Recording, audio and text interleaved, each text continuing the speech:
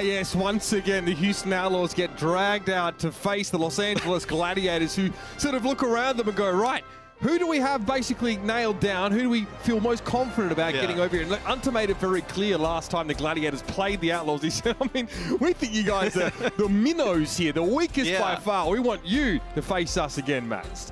Their opponents today, the Los Angeles Gladiators, who've said that their capstone, their defining achievement so far in the league, outside of obviously winning the kickoff clash, is being the most flexible roster.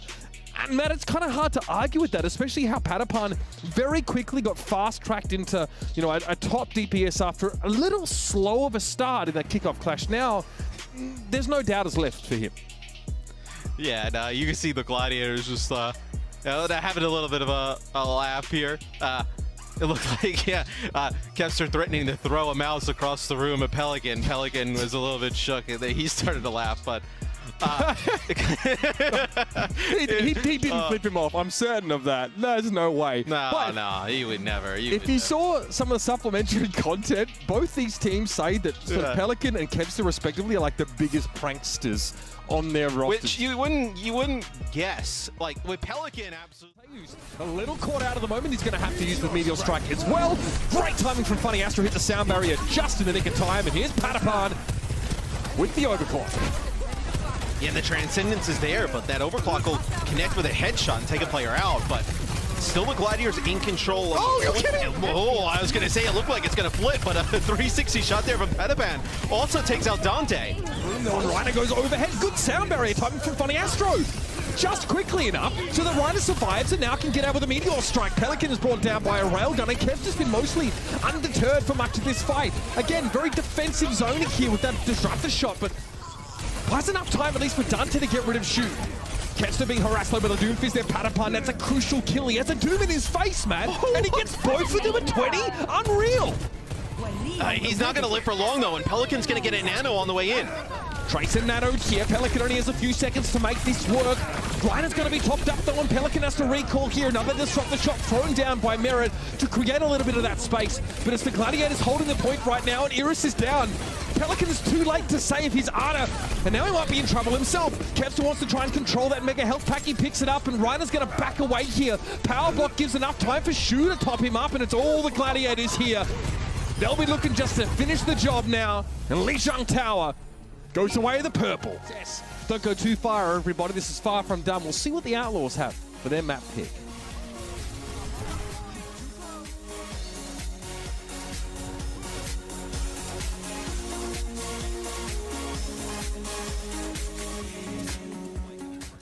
As a Winston with just bubble against the type of damage, especially with the Discord Orb in the mix that the Outlaws are putting out. And, you know, Reiner falls there. Patiphan's going to get Merit, and you're going to have Reiner coming back off spawn. You're going to have a nano boost here, so this could be pretty good for the Gladiators. And that's an argument. Yeah, I mean, you may think that the Echo is really good against the Winston to be able to like burn him down with the focusing beam, also being able to get in, put pressure on the supports.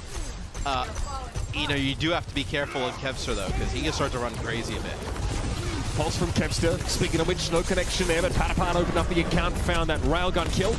Piggy slept, that's big, and Scooter's going to be able to walk away from this one. Oh, he just kicked the man! Inhumane treatment of the angry Simeon. And yet the Gladiators, they move off the cart to do this.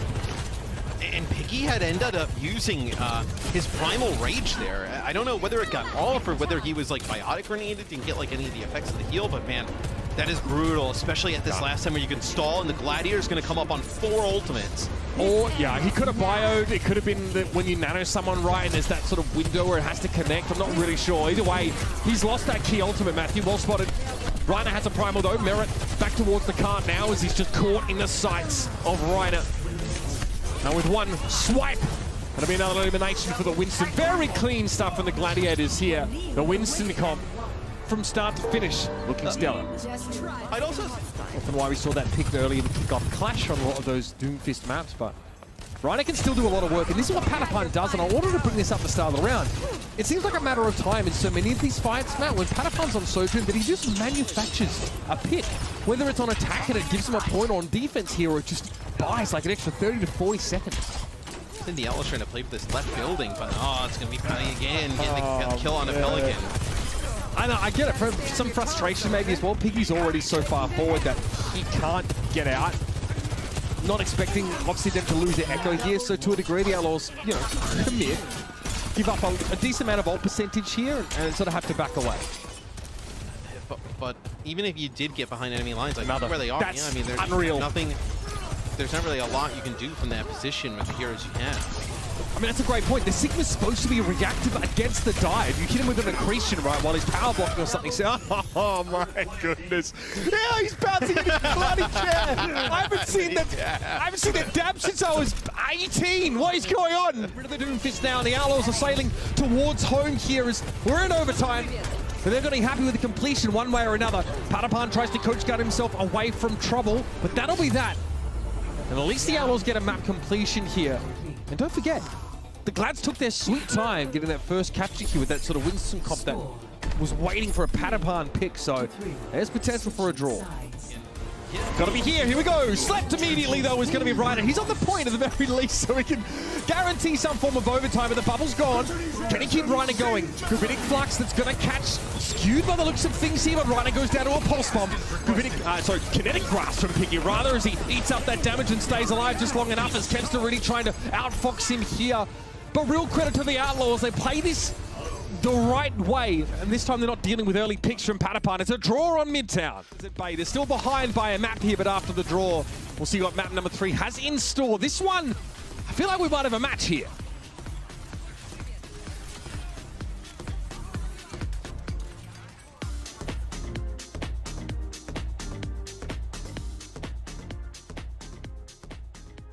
Reassume their position here. Obviously, this is a nice little turnaround for Rainer here. Again, the fight really gets opened up. Piggy blows himself up with those hyperspheres, and yeah, I mean, yeah, listen, trash talk in and out of game. We got this in wide as well. Thank you so much for that. I don't think the pulses have... Yeah, I mean, it's been tough for Kempster, I think, to get value out of those so far, but getting Piggy, yeah, that's the jackpot here for sure. Yeah, he's off to the side of his own. There's no support help at all. Yeah, none whatsoever. Again, tough to do much about the pulse here. Takes so much damage initially. Transcendence is ornamental from Lastro there. Buys a bit of time, crucially. 10 seconds left in the round now. You can see Art's moving up. He knows he has a bob. If he can send this into spawn, it's going to be very, very hard to deal with. Oh, he's going to let it go now. He doesn't have any time. He gets brought down by Iris. Good awareness from the Ana there, and it's Rainer. Not able to touch. Unfortunate for the Gladiators. They cannot complete. Okay, well, Nanobu's got nothing, unfortunately, for the Outlaws and their fans, and this could be nasty. Kedford descends. Going to be a Transcendence in play here. Pulse Bomb thrown down. Kempster again, a little wayward with those today. Bob's going to be a bit of a nuisance right now, and you can see that, yeah, Skew trying to make sure everybody's topped up in this fight. Disastrous for the Outlaws as the 4-alarm fire begins to klaxon. There's 20 seconds left in the round, and Pelican has a play to make, but he's already been sniffed out. But yeah, they know exactly where he's at. So he's gonna get a stick. I mean, that could be huge. Let's see, you know, coming back. You have everybody marching on back here for the Outlaws. It'll be Lastro over to the break here. You're not gonna primal this. That's naughty. That's naughty! Yep, that'll be that. The Houston Outlaws tantalizingly close to evening the series. Everything can't be a C9. No, yeah, well, I mean... Gladiators saying C9 now. Depends who you ask. That's just not possible. So, yeah, that's a curious one, Matt. We'll wait and see what the map selection is going to be here from the Outlaws. Their last chance to pick a map, so it better be a good one.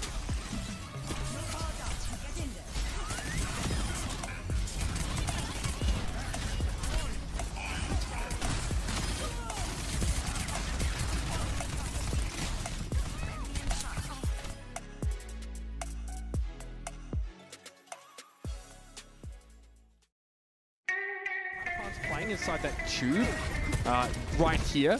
And Skew's playing underneath, sort of away from them a little bit more there. So I like the initial setup for Los Angeles here.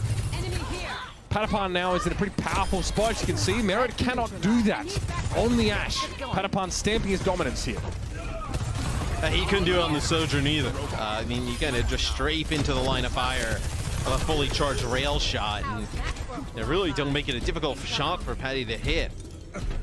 You know, he's gonna hit shots like that all day. So, you know, Scoot can play these kind of long-range angles, these kind of risky ones, and no, he takes the hit, he just backs away, and he's... Oh! What is that? Patiphan with open arms. His Pelican, the kind of bear hug he'd rather avoid. This is leisurely for the Gladiators now. There goes Pelican. I mean, Scoot is... Scoot! Oh! Okay, dude. Why is he there? Who knows? Doesn't matter. This is about to get out of hand. I mean, what a way to dispatch a foe by full clearing them in the last map of the series. That's starting to look like a bit more of a distinct possibility now. Overclock for Patiphan. He's got that tack shooter flick, Matt. Beware. Iris down to that headshot here, and I don't hate that from Dante, but it's still not enough to put actual pressure on Patty as the bot will continue its inexorable advance, and Merritt's questioning whether he really wants to contest it. I don't blame the guy, honestly. Last three gets rid of Rainer here, and again, it's going to be a war of attrition, and the Gladiators are winning out in 127 meters and counting. Dante hit with a biotic grenade. He's done here, and Pelican won't be able to hang around for too much longer either. Oh my, that was a stinker! That is an absolutely brutal way to lose, though. The Gladiators get control of the push bot and march him all the way down, completing the map, and I believe the Outlaws finished with 0 meters of progress. Just not... Someone. 나이스. 하나 나와. 들어와. 빨리. 나이스. 나이스. Welcome to Game Break, everybody. I'm here joined now by Rainer from Los Angeles Gladiators. Rainer, congratulations on the win. Now, a good start for the tournament for the Gladiators, and I do want to ask, was there anything, I don't know if you watched the Houston match yesterday. I'm assuming you did. Yeah, maybe not. But I mean, was there anything you learned from that match that sort of helped you get the win today? Well, we obviously went over it in review, right? But the only thing I really remember is Piggy playing Ryan. And I heard that, I kind of just stopped paying attention. So, I mean, it's typical Houston. Dante and they play Doom, Piggy and they play mediocre gameplay.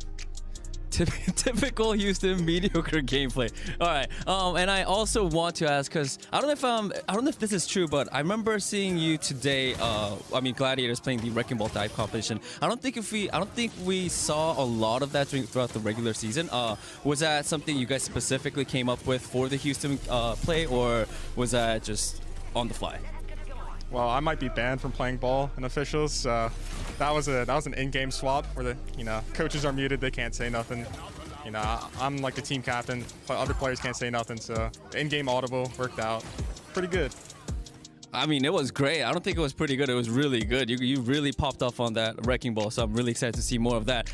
And also, lastly, I don't know if you know, but I remember Avril, one of our casters, tweeting saying that Fate from Shanghai Dragons actually wanted to meet you guys, and specifically you, Rainer, because he really wants to see how good you are. What are your thoughts on the Shanghai Dragons, and if you have any message for Fate, please go ahead. Well, I'm really excited to play against Shanghai. Obviously, they won Overwatch League last year, but I wouldn't necessarily say it counted because I wasn't in the league yet. So it's kind of a Mickey Mouse championship, but I do have something to say to Fate, and he said it. He's excited to see how good I am, but I'm excited to see how bad he is. I like that answer, right? And with that, I'm going to wrap up this interview. Rainer, thank you so much. Thank you very much, Danny.